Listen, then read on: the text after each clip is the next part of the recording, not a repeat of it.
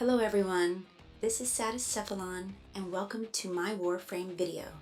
Before we get started, if you enjoy Warframe build guides like this one, consider leaving a like and subscribe to my channel. It really helps me out and you'll never miss future guides. Also, let me know down in the comments which weapon you'd like me to cover next. Today we're taking a look at the Coda Hirudo, one of the strongest melee weapons in the game for health tanking. While it already comes with an impressive 3.1 times base critical multiplier, that's not what makes this weapon truly stand out. Its unique passive called Invigorated lets you constantly recover health just by doing what this weapon already wants to do, landing critical hits. Every time you land a critical hit, the Coda Hirudo restores health equal to 5% of the damage dealt. On top of that, every critical hit also increases your maximum health by 5% for 15 seconds, stacking up to 25%. This weapon also grants a permanent 5% movement speed bonus while you're holding it. That's what makes this weapon so interesting. Frames like Inaros, Nidus, or any Warframe using Arcane persistence can take full advantage of this constant stream of healing. Even Nekros benefits tremendously since the passive easily offsets the health drain from Desecrate. As long as you're landing hits, staying alive becomes incredibly easy.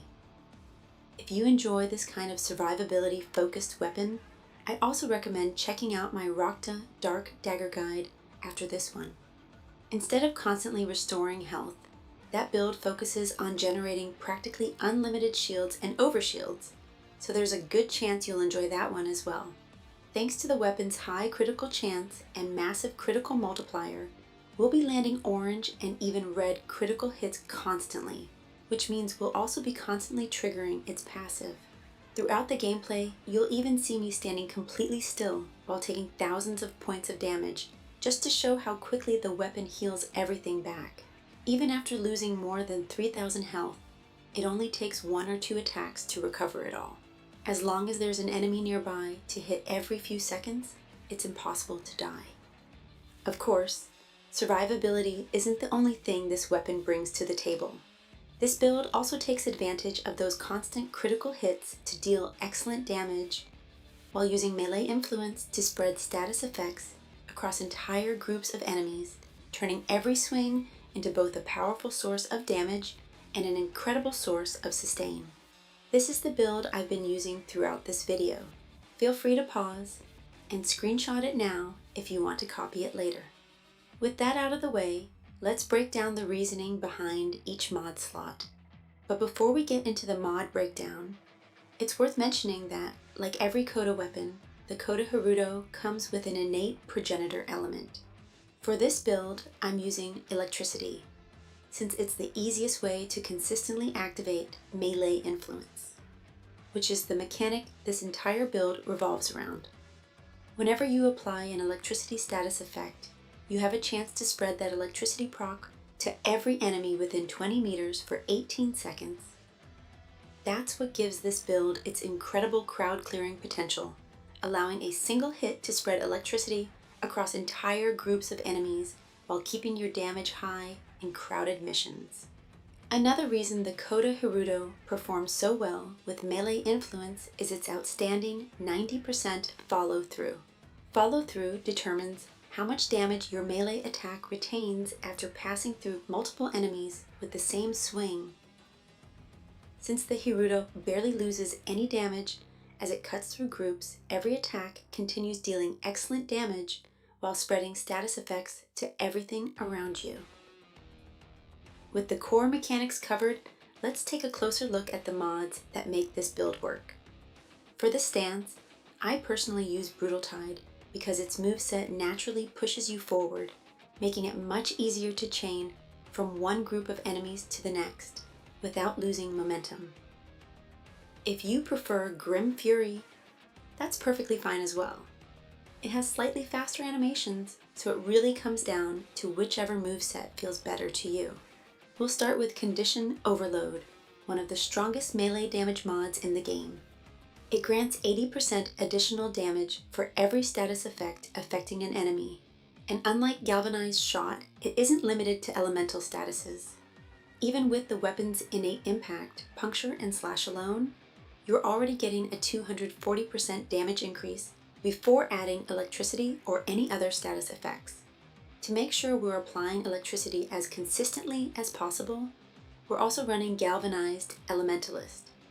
Besides increasing our status chance by another 120%, it also boosts our status damage by 80%, making every electricity proc hit even harder. We pair that with Weeping Wounds, which reaches an incredible 440% additional status chance at a 12 times combo multiplier, allowing us to trigger melee influence constantly. Since we're already building combo, Blood Rush naturally comes next, giving another 440% critical chance at a 12 times combo multiplier. Combined with Galvanized Steel, we reach a total of 550% increased critical chance while also gaining an additional 120% critical damage, making our critical hits both incredibly consistent and much more devastating. To really capitalize on those orange and red critical hits, we're using Amalgam Organ Shatter. Besides providing an 85% critical damage bonus, it also increases heavy attack, wind up speed by 60%. That second effect makes Tenakai heavy attacks feel much faster and more responsive whenever you decide to use them. Another mod I consider almost mandatory is Primed Reach. The Coda Hirudo has fairly short range by default, and Primed Reach fixes that immediately, making it much easier to hit multiple enemies with every swing while also improving the consistency of melee influence. To keep the weapon feeling as smooth as possible, we're also using Berserker Fury. It provides the highest attack speed bonus available once fully stacked.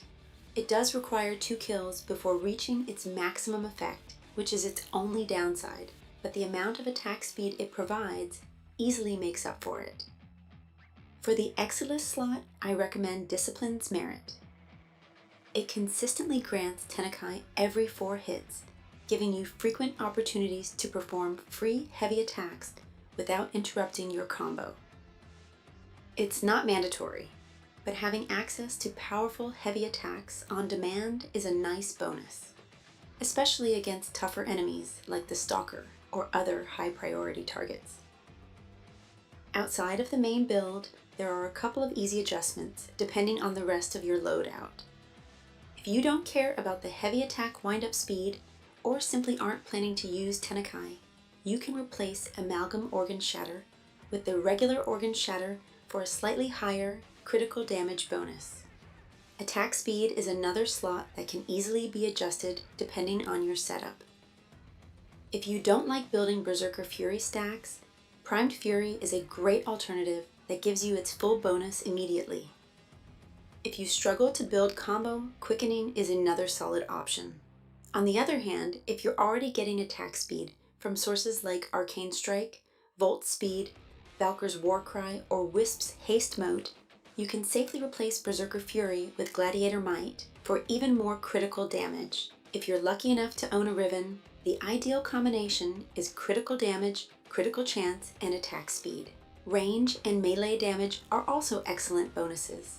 If your Riven already rolls attack speed, simply replace Berserker Fury with it.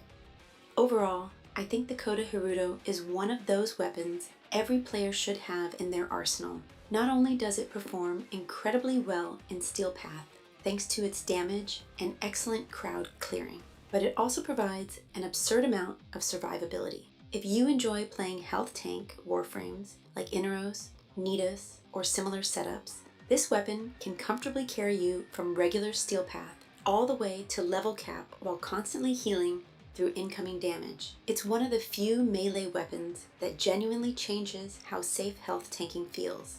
Before we finish, I know not everyone enjoys melee influence builds. I actually have another build that doesn't rely on melee influence at all, but I didn't want to make this video any longer. If you'd like to see that version, let me know down in the comments, and I'll be happy to make a dedicated guide covering it. Thank you for watching. Remember to leave a like if you found this video helpful, and subscribe for more Warframe guides. See you in the next one, Tenno.